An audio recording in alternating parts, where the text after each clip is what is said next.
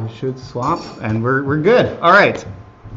So, what day is today? Today is February 5th, 2020. This is our first meeting of 2020. Yeah. And we have Nick Sisk from Lumenfire here, and he's going to be presenting on FileMaker outside of the box, using additional tools with your, getting additional tools into your FileMaker repertoire. But before we do that, let's go around the room and we will do some introductions here. Let's see here. Let's just. Todd, you want to start? Todd Daniel, Seven Springs Productions. Earl Cook, Laser Solutions. Warren Church, 360 Works. Sean Kuhn, 360 Works. Junior, 360 Works. Christy, MacAdvantage. Benjamin Ribaldo Technologies. Michael Lane, Gearbox Solutions. I'm David Naadel from Blue Feather. Gail Cook, Laser Solutions. Okay, great. And so Nick, can you hear us all okay? Some better than others, but yes, I can hear everybody. Okay, we'll repeat some questions or shout, and then make sure you can hear any questions that come up in here. All right, so yeah, thanks for volunteering to present today, and we're excited to have you here. And you've got the screen, so take it away. All right. This is my first remote presentation to a user group, so have grace for me. It's kind of weird not being able to see my audience. So, hold on a second. You can actually, if you go in your Hangouts meeting, you can click on our picture, and it should make it big for you. I could if Keynote wasn't taking over my entire computer. Okay, all right. It's all right. I promise you we're here. Yes. I just all left. Yes. Yeah, lights went down, gone. All right, you can't see us anymore. We're out of here. So, David asked me to speak at DevCon actually, and I couldn't speak last month because I had laryngitis and couldn't actually speak.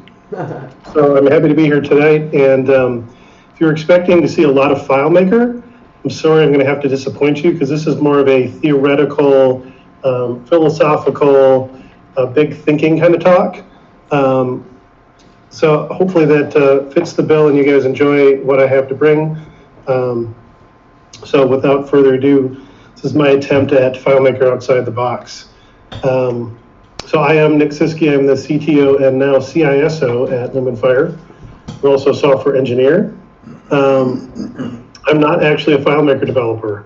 Gasp. My career has been classic ASP, PHP. I spent about a decade in the WordPress world. And now I'm more of an executive these days. I still write code, I still manage developers, but I don't get to build things as much as I used to. My degree is actually in multimedia design, not anything super technical, because that was what was available at the time, and then I ended up in tech anyways. So I learned how to build multimedia CD-ROMs using Authorware and Director, and the year I graduated, that entire industry imploded. Because Flash came on scene. So I said, this internet thing might have some legs, I'll go do that. I presently have one wife and 3 kids. I joined Lumenfire 5 years ago as employee number 4. So I've been around the block in the FileMaker world for the last 5 years, learning more about it every year. We have a crew of FileMaker developers here that I help to oversee and I don't day-to-day manage them, but I kind of oversee the technology direction of the company here. And then we have web developers as well. So, like I said, oh my gosh, that's old. It's supposed to say Claris. We got to update our slides. So we do FileMaker, WordPress, web applications, or ACNs. We do integration, HIPAA, PCI, FERPA, all the fun stuff that you don't ever want to touch unless you have to. And somebody's paying you a lot of money to, when we do mapping and spatial visualization. We're located right here in the heart of Minnesota, in Minneapolis, St. Paul. Very good There's a mapping. little animation for you. And I am presently right there with my window perpetually shaded to keep glare off my screen. So it's a lot darker out right now, though. So what we've seen really kind of what we saw happen at DevCon and what we're seeing FileMaker evolve into Claris and their messaging and thought leadership has really changed in the last 6 months. Forever they were low code, and now they're not low code. They're a workplace innovation platform. And Brad is quoted as saying, low code is a great model, but enterprise teams and small businesses need more. And it's like, but FileMaker was low code like 2 years ago, and now it's not.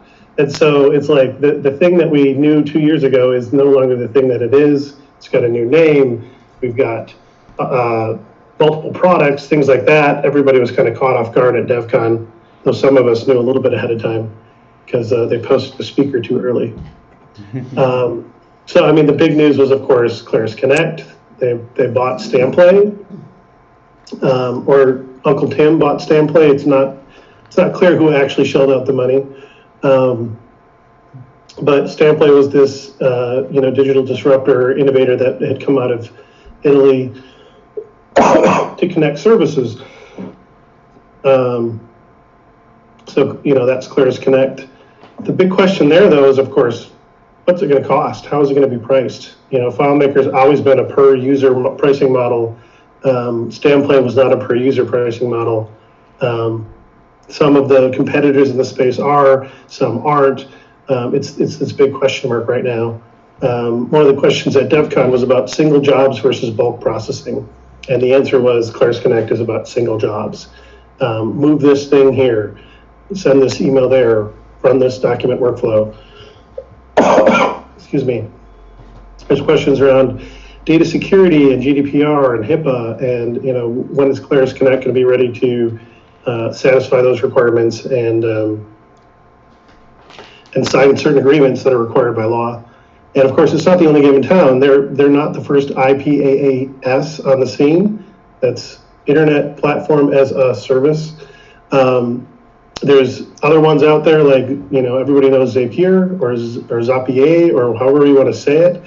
I'm not entirely sure how to pronounce it, but, there's other ones like Trade.io, Seamless. This is a rapidly evolving chunk of the industry. Claris Connect is really somewhat late to the game as far as the established entrenched competitors. They're really banking on their developer network with FileMaker to kind of give them their first users. It'll be interesting to see how it goes. The beta is the beta over? The early access is over. The beta still seems to be going. But what I'm seeing is not a lot of people who ask for a beta invite have one. So it's still very few people have actually seen the thing in reality. So Claris themselves are undergoing rapid changes. This was from a blog post. They're talking about agility, simplicity, and a commitment to problem solving. So, Claris wants to let you focus on building your apps and facilitating better outcomes. So, from that we get these three ideals that Claris seems to be kind of talking about a lot: agility, simplicity, and problem solving. And agility is not a term I would have used to describe FileMaker until DevCon 2019. It took years to get the REST API. It took a year to get the version 1 of the REST API. It took a year to get version 2 of the REST API. Meanwhile, competitors are releasing multiple versions and iterating very quickly. So it's exciting to see agility as kind of a core ideal at Claris, and to see them changing their release model to more often and more kind of evergreen software, which is where other industries have already been. Simplicity has always been a cornerstone of the FileMaker platform. And then problem solving was, I think 2018, problem solver was the tagline. That's always been a key part of the FileMaker ethos and now the Claris ethos. Of course, there's always fun quotes around some of these things. Bill Gates said, "Success today requires the agility and drive to constantly rethink, reinvigorate, react, and reinvent." Which means you have to have software that can move that fast. Yearly release cycles, thankfully, are a thing of the past. It'll be interesting to see what quarterly release cycles look like. It should mean new features faster. The question is, can the stability be maintained? Windows is Windows is infamous for updating pretty much nonstop and still having security holes and issues. So agility as a value without stability is can be chaos, can be even downright insecure in the Windows world. Simplicity is a challenging one because a lot of people think, well, I just want a simple solution. And they think that costs less than a complex solution. But it's actually the opposite. Simplicity does not precede complexity, but follows it. You have to understand the complexity in order to simplify it. And that's something that is really a challenge when you've got a tool that sells itself as simple, but business problems are complex. And so, often the naive attempt, sometimes by the customer, to solve their own problem is actually has become complex, and they want you to simplify it, but because it was simple to get to that complexity, they don't understand how complex it is to get back to simplicity without losing the power and the flexibility and the features that they want. Steve Jobs, simple can be harder than complex. You have to work hard to get your thinking clean to make it simple. And if there's a theme to this talk, it's really about, it's often not the technology, it's the thinking that is the value. I'm seeing great thought leadership out of Claris. I'm seeing great thought leadership out of the Claris community now. I have to rewire my brain to say Claris instead of FileMaker. In new ways, like Todd Geist has really been kind of leading the charge with some really great blog articles, kind of advancing the thought leadership within the Claris ecosystem. But really, it's like until your thinking is clean, you can't really make a simple solution. So I think there's some real wisdom there. And then regarding problem solving, most people, and I think a lot of clients, spend time and energy going around problems rather than trying to solve them. We had a recent example here where I was asked, what's the solution to this problem? And I found a guy who had been studying the problem for a decade, had solved it within his own company, and had given us this incredible system for understanding this problem. And the reaction was, well, that sounds hard. And it's like, did you think it was going to be simple? Like, it's a hard problem. The solution's going to be hard. It's going to be work, but it's worth the work because it's going to solve so much pain and losses and other things like that. So, there's hacks and there's workarounds, but they usually come back to bite you in the butt later. Technical debt and all that. And really, the question I've been asking since DevCon is where are we going? Where's Claris going? Where's the ecosystem going? The thinking that got us to where we are is not the thinking that will get us to where we want to be. And so there's been a huge change in the thinking. There's been a change in my thinking around the Claris ecosystem, and it's kind of wait and see at this point. We'll see what Engage looks like. We'll see where Claris Connect lands and what it looks like when it actually launches. It's really kind of an exciting time to be in this world, but it's also, more has changed in the last 6 months than I think changed since I first joined the FileMaker world when I joined Lumenfire. Since Tim first showed me FileMaker, and I was like, what is this crazy tool that I've never seen before? A common quote around here is nothing is easy, especially simplicity. And we solve hard problems every day, and it's never easy. It's almost always worth it, but it's almost never easy or as easy as you think it's going to be. So really the key is to solve the right problems. Some common software fallacies or things that we tend to fall into are not invented here syndrome, which is well, if I didn't make it, it can't be good enough for me to use, so I'm going to rebuild it. And I think every developer has fallen into that category of seeing something out there and going, well, I just want this tweak, so I'm going to build a whole thing so I can have that one feature. And then suddenly you're like, oh crap, I have to actually maintain this thing now. Groupthink is super common, especially in insular tech communities where that's the way we've always done it, so that's the way we'll do it in the future. And one kind of a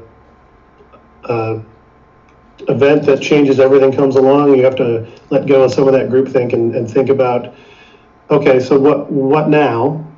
What do we think now? And you need those people that are bringing outside ideas in and kind of re-tilling the ground and making room for the new crops. I think I shifted metaphors in the middle there, but I hope it worked. And then there's always reinventing the wheel, which us developers are super fond of, right? Yeah, there's that other thing, but I'm going to build my own, which is a corollary of not invented here, but something that we do all too often. Sometimes just for fun, sometimes because we think we can do it better. Which, is commonly like, it's X, but for FileMaker, right? Because, why use 1Password when I can make a password safe in FileMaker? Well, the answer is because then you don't have to do it all yourself. 1Password is like $20 a month and you're done. And that's an actual conversation I've had with a developer where they were like, let's use this. And I'm like, or we could use this thing that's like battle tested, open source, verified, cryptographic, works with other tools, things like that. So there's always that tendency to do like, well, it's Uber for X, right? It's, Uber for the hotel industry is Airbnb, and Uber for food is Grubhub or Uber Eats, obviously. And so it's like everybody's like trying to take the thing and apply it to the other thing. And Uber has become the for disruptive technology, right? Not necessarily profitable technology, but disruptive. And it really kind of brings into question, like, what's the FileMaker way to do that? Because it used to be like, what's the FileMaker way to do that? And because the tool didn't have like incredible outside connectivity or JSON parsing, things like that, we tended to have a lot of, well, I'll build that for FileMaker, or I'll make the X for FileMaker, things like that. Lots of plugins and things like that. We were extending FileMaker within this monolith, which is one way to build software. And so that leads to the law of the instrument. And there's a lot of text here, but it's basically if you have a hammer, everything looks like a nail. And every software developer has this problem. It's not a FileMaker thing. PHP developers do it. There's a PHP. There's an X for PHP. There's an X for WordPress. Whatever. Every community does it. The challenge is as a developer is you can only do so much. So you have to pick and choose those battles. Which problems are you going to solve, and where can you leverage solutions to problems that other people have already done? And of course, so the goal is, right, is we want FileMaker to talk to the world so that we can leverage all these things like Amazon Web Services and WooCommerce for e-commerce and HubSpot for CRM and Stripe for payments and things like that, because we don't want to reinvent the wheel anymore. And of course, it'd be great if the world could talk back to FileMaker, which it can with the XML gateway and the data API. But it's hard, right? Like if it was easy, we'd all be doing it every day, and there wouldn't be like 17 sessions on JSON at every DevCon. And APIs is it's hard stuff, and everybody's trying to learn it and figure it out together. Curl is like a magical incantation, where if one character is off, it doesn't work, or it behaves differently. Or it works until something changes on the other end, and then it doesn't work, and you don't even know why. APIs are all over the map as far as quality and how restful they are. So you've got, it's not that you can learn APIs, you have to learn a specific API, and then you do a different one, and they have completely different semantics and schema and how they do everything. And then, of course, you got to map your data and sync everything around. So everything's a moving target, and then even if you get it down, it's like, with MailChimp, all right, I got V2 API, all good to go, and then they're like, hey, we have the V3 API, we're deprecating the V2 API in 6 months. So now you have to do all the work again. So it's, it's a rough world out there in the API-powered ecosystem. So we've been doing this for a while. We've developed some tools. One of those is FM Flare, which is available. There's a starter free available version out there. Brilliant Sync and Brilliant Gateway are ways of getting data in and out of FileMaker. So FMFlare really came about our attempt to tame this beast of how do we get code modules that we can bolt on any solution and we don't have to be copying and pasting code all the time. We didn't want plugins as dependencies, and we wanted to be able to maintain one common code base as APIs changed. So we have FileMaker talking to FMFlare, FMFlare talks to the cloud, and then back. So product plug over, you can go check that out if you want. That really was the way we solved our problem. I'm not saying you have to go get FMFlare, but what it boiled down to is this thing is unruly and it's going to kill us if we're not careful maintaining all these things. And so by consolidating and modularizing, we tamed our beast. We thought it would be useful to the community, so we put it out there. So how do we keep moving outside the box? So one thing that I do is I read voraciously, not books as much because I have 3 kids, if I mentioned that. I read a lot of blog articles, I listen to podcasts, I have a lot of various email newsletters that I don't read most of them. I usually skim them for interesting headlines, but it's like all over the map. I get stuff from design agencies and security firms and FileMaker developers, obviously, and WordPress developers, and then completely like left field stuff. Because really what I'm trying to do is find those broader trends, figure out what can I use that somebody else has discovered and bring it into my world. And you know, our world is FileMaker, WordPress, mobile apps. So you know, we've got this tiny corner of the world and we build apps for our clients, but I want to find out like what are other people doing, even if it's biotech, or what are people learning from that, the bigger lessons. I listened to this incredible podcast the other day from a guy who was in the biotech industry, but he wrote the book called Moonshots, but all of his lessons were applicable, and just incredible lessons that he learned trying to find cancer cures. And it wasn't about the cancer cures, it was about what they learned about serendipity and how sometimes you just kind of have to allow room for stuff to happen and see what happens and then learn from it, because you can't always like reason your way there. There's not always a scientific approach. Sometimes it just works and you figure it out later. He talked a lot about being a bridge between academia research and the financiers who finance the research, and that was really his niche. He wasn't a biochemist, he was a theoretical physicist. But he found his niche in getting money to researchers and then taking that research and finding buyers for it so that the many people could get their money back.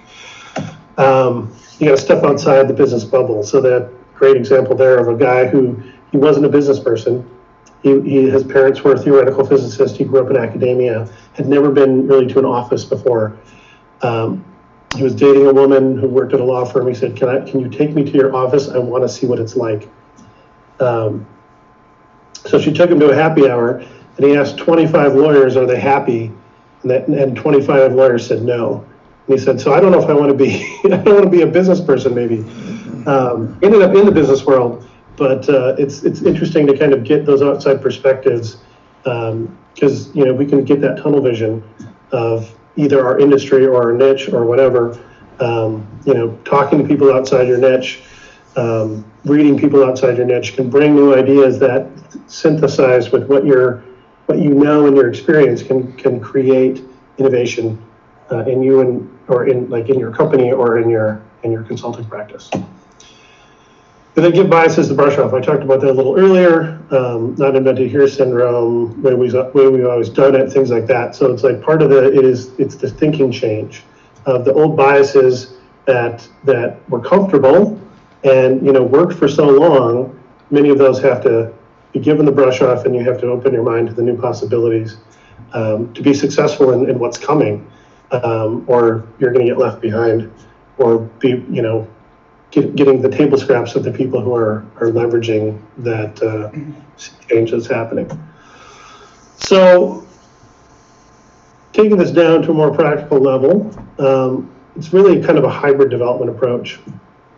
Traditionally you sent SMTP email, and the trend is moving towards transactional email via APIs. SMTP as a standard has been around probably as long as I've been alive. It works, but it was not designed for the current era that we live in. And sure, it still goes out via SMTP, but the value that a transactional email provider wraps around that SMTP exchange is incredible. And we had one client who really didn't want to do it. We tried to work with Outlook.com and burned far more time trying to work with Outlook.com than we should have. And in the end, they ended up going with transactional email because Outlook just would not, it could not understand that this was not someone trying to attack their network. And there was just no way to even make that work or troubleshoot it when it went wrong because, it's the client's instance of Outlook 365, and so we don't have access to the logs, and they didn't have access to the logs. Only the Outlook could open a support ticket to find out what went wrong, and it was this is madness. There's this service that gives us everything we need, and it costs you pennies. Why would you spend money forging down the wrong path when you can spend pennies and be done? Moving external storage to cloud storage. This is a common case. I think a lot of people have adopted this. All your media doesn't have to live on your FileMaker server. It can live in the cloud in S3 or various other places. CDNs have come and kind of changed the performance landscape for serving files. If you watch a Netflix show, it's not coming from a central server. It's coming from an edge node. It might even be coming from a series of boxes that live inside your ISP's data center, and they cache content literally within your ISP. Because, if everybody's binge watching the new, or the final season of whatever, I'm trying to think, what was the last big binge watch thing that went around? That I can't think The Witcher right on Netflix, yeah. What? The Witcher on Netflix. Yeah, it's The Witcher. Oh, that was good, yeah. So everybody's watching The Witcher, right? So, Comcast is serving gigabytes or terabytes of Witcher every night, right? So Netflix actually provides ISPs this box that will cache stuff in their data center. And then they just have to stream it the last couple miles to you. And then their bandwidth bill goes way down because it's already on their server. So Netflix has moved the edge literally into the ISPs because they're such a massive user of traffic. That distributed model that was baked into the internet, it takes a bit to get your head wrapped around it, but it gives you incredible benefits, at least for your media. That we can't do that with FileMaker yet, though you can if you move to the data API and a distributed web app approach or whatever. But just moving your storage up to the cloud gives you incredible durability, availability, and you can even stage it on the other side of the world so that when they go to get that file, it's in Asia already. It doesn't have to go over an ocean to get there. So that's one way you can take advantage of that today, while FileMaker continues to do their cloud transformation and move towards that. One thing that I see a lot of is FileMaker finds, right? They can get really slow on large data sets, or if you have unstored calcs that have to be calculated, or if you have to do a find and it's downloading the entire data set to run it locally, because FileMaker's hey, I have an idea. I'll download every contact in the database so I can run a local find. And you're no, FileMaker, just run it on the server, please. So one thing to look at there is a search server like Solar or Elasticsearch. There's cloud services that are kind of literally they're black boxes. You say, here's my results, and then you query them, and then they return results back. WordPress has encountered this. So as WordPress has scaled up from the mom and pop blogs and the mom and pop websites and even the small business websites, you've got huge media companies like Time using WordPress. I guarantee they're not using default WordPress search. They're using an Elasticsearch cluster. Everything's indexed over there. All the searches run there, and all it returns back is these are the documents which are then retrieved from WordPress. So moving that idea of your finds can happen in another thing, and IDs can come back. can really free you to do incredible things, because some of these search servers can do, I mean, they're literally like, they run on the engine under Google, which is called, crap, I can't think of it now. Total brain fart. Anyways, so there's this engine that was open source that, you know, all these search engines use, and it's an Apache thing, and I can't think of the name of it. But it's the thing running under the hood, and then like Elasticsearch or Solar or whatever is an interface on top of it. I'll think of it, maybe, hopefully. Anyway, so it's like you're leveraging incredible, like, millions of dollars of R&D so that you can run a search faster. But it's cool because so many of these things have become packaged up by AWS or other cloud vendors to make it kind of stupid simple for you to push results up and then get results back. Another common thing that we're seeing kind of go away is PHP on the FileMaker server. Because, you know, then FileMaker upgrades and it breaks your PHP or this or that, or you've got too many things running and everything's fighting for the processor or memory or whatever. So moving to microservices or distributed services where you've got PHP running on web servers that are talking to FileMaker, whether they're in the same data center or not. And there's pros and cons to looking at microservices. There's a lot of talk of that in the FileMaker world. There's a lot of talk of that in the larger world, and there's even some people there's now this anti-microservices movement that I'm starting to see people write about on Medium, where they're like, microservices won't solve your problems. You should, you know, keep building monoliths. And what they're really saying is microservices aren't a salve or a silver bullet. If you don't have a great engineering culture, microservices will not fix it. They will just distribute it. And in some cases make it worse, because now you have, instead of one thing to maintain, you've got 17 things to maintain. And if you don't have rigor in your development practices, you're gonna have 17 problems instead of one. It's like there's this this joke, you know, developer had a problem, he decided to use regular expressions, now he has two problems. Somebody laughed, all right. And it's really, it's that like, oh, this thing is gonna fix all my problems, and the answer is maybe. But if you're not solving the right problems, it might just make them worse. And then, you know, WebDirect was, excuse me, a huge feature of FileMaker for many years. It hasn't received an update in a while. It seems like when was it Vin left? I don't know, somebody left, and it was like WebDirect kind of just froze in time. And we've seen what Claris NG, which looks like the future of WebDirect, and it will author too. But what we're seeing is with the data API, you know, everybody's moving towards web applications connected to FileMaker, and we're building a lot of those. Brilliant Gateway is an attempt to make those easier to build, because we kept hitting these issues of, man, we wish the data API could do X, but we can't get FileMaker to do it, so we'll add an intermediary layer and add the intelligence there, and then have it kind of understand how to do that with FileMaker. And then if they add it to the data API in the future, then we can just make Gateway smarter and kind of abstract away that problem.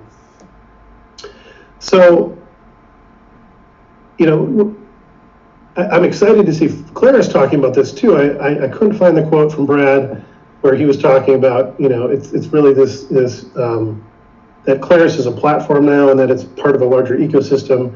That's something that I was kind of like screaming from the rooftops for many years, and not finding a lot of people listening. Though Michael and I had some great talks about DevCon about stuff like that.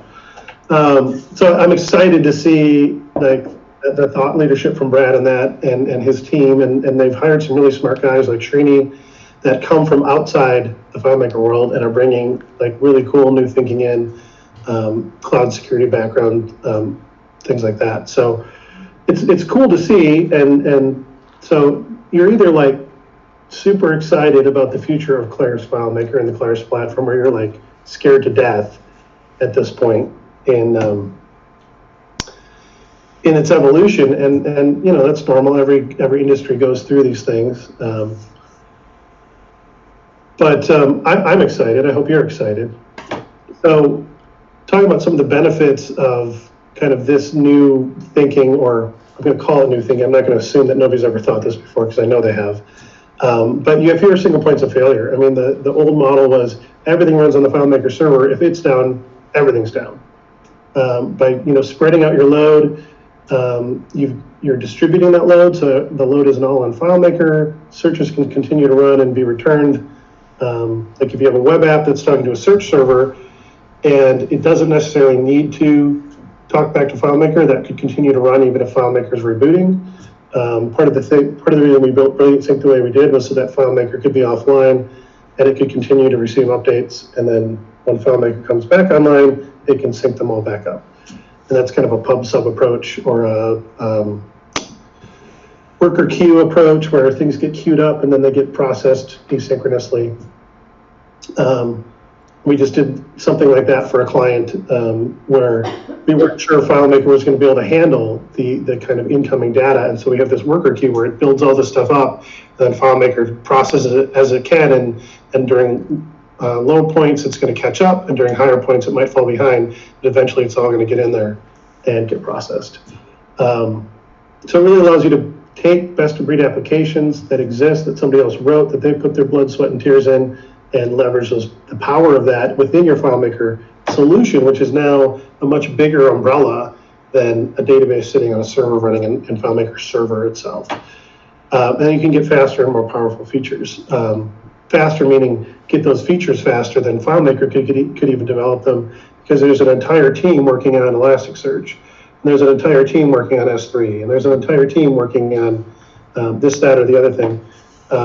FileMaker could never hire enough engineers to be everything to all people, and so they're now at this place where they're allowing, through insert from URL and JSON parsing and Claris Connect, you to leverage that larger ecosystem of tools that are out there. So, quick case study of some of this thinking is, this just came up in FM Slug recently when somebody was like, how do I track when people open an email and click a link in it? And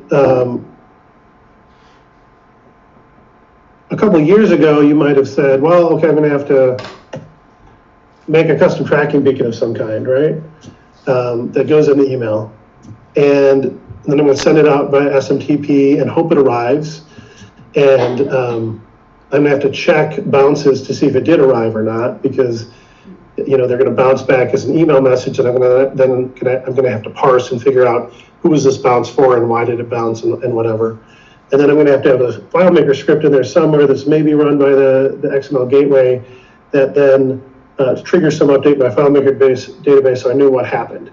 And if like 10,000 people open that email at once, my server's going to start on fire. So that's kind of like one of those things that used to happen where it was harder to do that in a single monolith type approach. And then today, if you were going to build the same thing, you've got a transactional email service. With one API call, you can send an email. With one API call, you can get the status of the email that was sent because you got the message ID back. And you and your client are happy, hopefully. You got the job done quickly. I hope you charged well for it, and they got the result they wanted. And you can control when the API call happens till 10,000 people open the email. The transactional email service takes the brunt because they're running 1,700 servers to handle all of the bounces and opens and clicks and all those things happening. You don't have to worry about it. You just call to get the status when you need it and update accordingly. You might want to take it one step further and say, I actually want to receive a webhook when it's opened or clicked or whatever, and then have that call back to FileMaker, or have it call back to a worker queue and then have FileMaker check the worker queue. They're essentially kind of already have the queue on the transactional email service side because they're logging all the activity that's happened and then allowing you to retrieve it asynchronously. So that's kind of where I'm at. Doing good on time. So I'll open the floor for questions at this point and see if you can stump me, or if there's anything I covered that you want to know more about, let me know, and I'm happy to elaborate. Thank you, that was great. Did you say that you offered a product called Brilliant Sync, and can you tell us a little bit about that? Sure. So Brilliant Sync was actually the first product we developed for the FileMaker. After Ignite, obviously, I'm sure you've all heard Tim talk about that endlessly. So Brilliant Sync was one of the things that I kind of championed when I came on board. We had a lot of clients, they wanted to get their data onto the web and the data from the web back into FileMaker. And this was before JSON, before the data API. This was, back in the dark ages of FileMaker 13. And so we were like, how are we going to do this? And so what we came up with was Brilliant Sync, which is well, the first one was not this, but what we have today is Brilliant Sync Cloud, which is a sync database or sync server that runs in the cloud. FileMaker talks to that database. It can update data. It can retrieve data. Right now, the ESS, we're working on a REST API for it. And then other tools can talk to the Brilliant Sync database as well, primarily WordPress, because that's our other specialty. So we have a lot of integrations into WordPress. So if somebody fills out a form on your website or orders something on your WooCommerce store or updates a post or anything like that, all that can fire into or can be loaded into Brilliant Sync, and then FileMaker can pull it down. FileMaker can update Brilliant Sync and push pricing and products and orders up to the website. So we have a lot of clients that are doing WooCommerce product syncing up and order syncing down, so they're able to kind of maintain their WooCommerce store in FileMaker, but get all the benefits of WooCommerce, which is thousands and thousands of development hours and really the premier e-commerce platform for WordPress. They get all the benefits of that, but they get the product management done in FileMaker. And then as orders come in, they get synced into FileMaker and dealt with, fulfilled there. We even have one client where we just take the order and authorize the credit card, and then a completely separate ERP charges the credit card and does a whole bunch of stuff, and then FileMaker gets the order after that. So we built it to be super flexible. It's not prescriptive. It can be used in various ways with various sync methods. Bidirectional, one directional. Some things go up, some things go down. So that was really our solution at the time to the sync issue. We have clients now we have clients that are using it, but we still have clients that are still using it today. We're going to be adding that REST API soon to make it less reliant on ESS. The new product that we built was Brilliant Gateway, which is in front of the data API, which allows us to do more real-time interactions with FileMaker through the data API. So those are kind of our two data interchange things. And then FMFlare is our modular connector to all these other cloud services. So did that clear it up? Sure did, thank you. I had a question. Do you see the Salesforce ecosystem as a threat to FileMaker developers?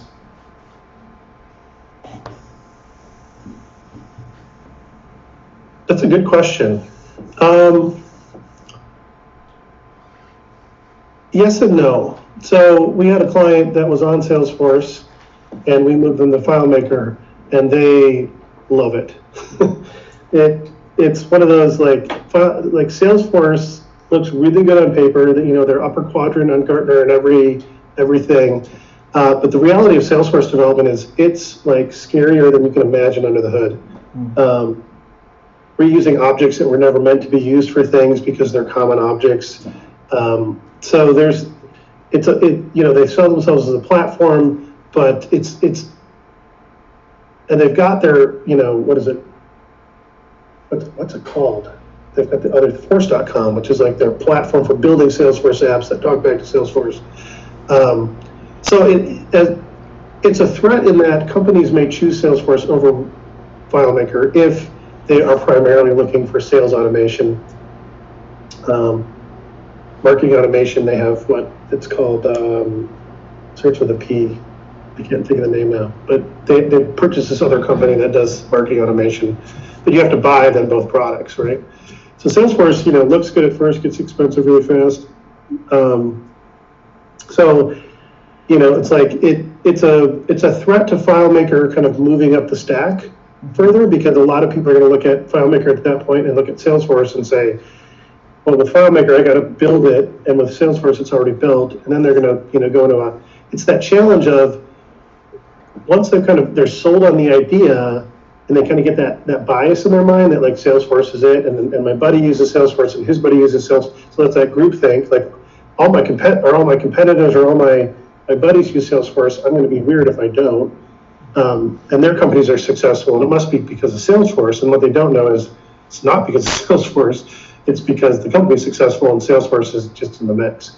So I'm kind of meandering, but it's definitely a competitor to like larger adoption. I think it's a competitor to FileMaker as a sales CRM, but as a whole, like the stuff you can build with FileMaker is so much wider and more varied than the stuff you can build on Salesforce.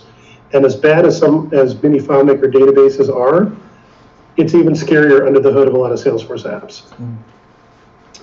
As far as like what the workarounds that they've done, they don't have a proper data model.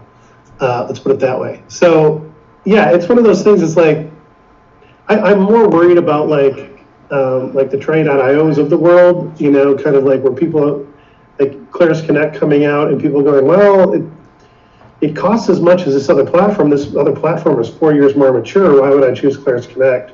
And if the only answer is, well, it integrates well with FileMaker, it's like, but can it really integrate that much better with FileMaker than these other tools that are fully, you know, API enabled and whatever? So it'll be really, I'm really curious to see how the Claris Connect launch goes, what adoption looks like, what pricing looks like. I've played around a little bit with it. Tim has access, so I have to pretend to be Tim to use it. So I played around with it a little bit, but it's still super early days, and it's less polished than it looked at DevCon once I've gotten in there. So I'm like, that was very much a golden path demo at DevCon, not the warts and all kind of demo. So we'll see what it looks like at launch. We'll see what kind of splash it makes. We're looking at it going, you know, if it's an amazing tool, we're going to use it. But we've got other tools in our toolkit that have other advantages, and in some cases, you know, obviously we don't have to pay for our own tools. So there's benefits there to us versus, you know, licensing other platforms. So we'll see how it all goes. FileMaker as a whole, you know, it's like there are people that leave the platform, I think, often for wrong reasons. There are people that leave the platform for right reasons. And there are people that are fiercely loyal to the platform for very good reasons. And I don't know. It's that question of how can you know the mind of the buyer? Because often, you know, you can present an incredibly rational argument, and they're going to go with emotion or comfort, and you can't lead a horse to water. So it'll be interesting to see. I mean, FileMaker uses Salesforce internally for good and for bad. The community debacle has been an absolute nightmare. Yeah. And I think shows you like the level of some of the Salesforce tech is really smoke and mirrors. But I don't know FileMaker could run FileMaker or Claris on FileMaker. Like, I don't know if it can scale to that level that they need, that they're using Salesforce at. So it'll be interesting. Like as they move to Linux and cloud hosting and other, like we should see performance go up. We should see more multi-threading. So like the future's bright if Claris can get things there, and then it'll be really fascinating to see where WebDirect goes, and Claris NG and cross-platform, like with this rumored Android app, and what that's going to look like. Because if they have a single runtime across 3 platforms, the web, which can be the desktop in like a Electron wrapper or whatever, and iOS and Android, well, they've got something that a lot of companies don't have. And so, I don't know, it'll be really interesting to see what FileMaker does with, they've got a 30-year lead on some companies, but then they're 5 years behind other companies. And so, it's Brad's got a real huge challenge ahead of him, and that's to steer the ship that's been going in one direction for 30 years in a different direction. And, it's going to be fun to watch it at a minimum. So, thank you.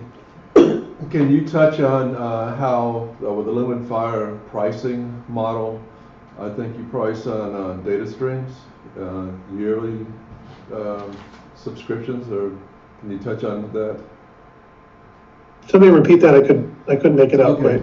How does Lumenfire price their data streams? I think that aren't you going in and you can set up a workflow for a particular task, and you charge for that specific workflow? Is that correct? For which product? In any of your products, I mean, just basically, I was looking at your pricing, and it seemed to be that you were based on a workflow. If you set up a custom workflow, then you paid for that workflow, and if you wanted to do another one, then you paid for that specific workflow. And I was seeing prices like $2,000 a year or something, and I may be off the mark there, but could you clarify that?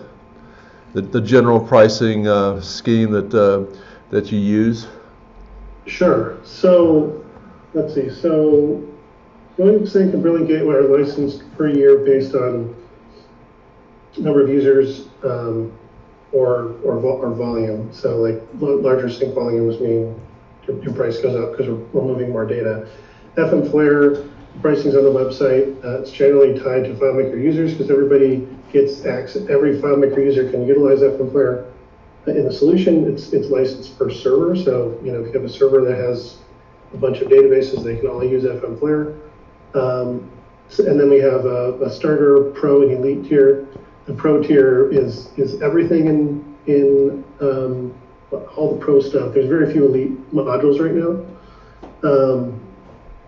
And so it's really kind of like an all-you-can-eat buffet at that point. So once you own ProFlare for that server, you can use any of the Pro functions as many times as you want. There's no per user or per there's no per user or per workflow pricing. It's just you kind of own a copy for that server, and then you can call it as much as your server can handle. Because it's running on your server. It's not a plugin. It's another FileMaker file that you're just interfacing with. Did that make sense? Yes. So basically, is there a ballpark figure for that per server? You have to look on the website to see what your specific user count would be. We've got different price points, and we're open to pricing feedback. So if you're looking at it and you're like, "That's bonkers," I'd love to talk to you and understand why, because it's something that's like it's not. We didn't have a lot of things to look at when we were pricing it, so we came up with some prices, and we're gonna have to let the market kind of tell us where this needs to go. And without Claris Connect pricing, it's really hard to know like what we're up against. And so if you want to use Flare, I'd love to have a talk and find something that works. We can do Starter Plus. It's not listed on the website, I don't think. But if you only want certain modules, we can do a custom price for just certain modules. So you can turn on, like if you're like, I really want Mailgun, or all the Mailgun stuff and all the S3 stuff and all the Stripe stuff. We can do like a custom license for that. And you'd have what we call a Starter Plus. So it's all the starter stuff plus a couple extra modules, but you're not buying the whole shebang. Pro version. So we have a lot of flexibility there, and so if you're interested, let me know, and we can have a chat and figure out something that works. So, okay. All right, yeah, that's very helpful. That's interesting. Thank you.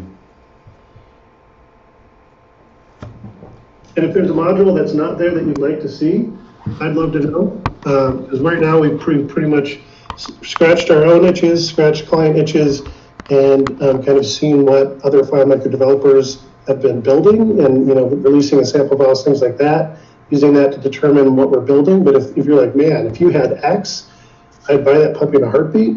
I want to hear about it because I can probably get it built.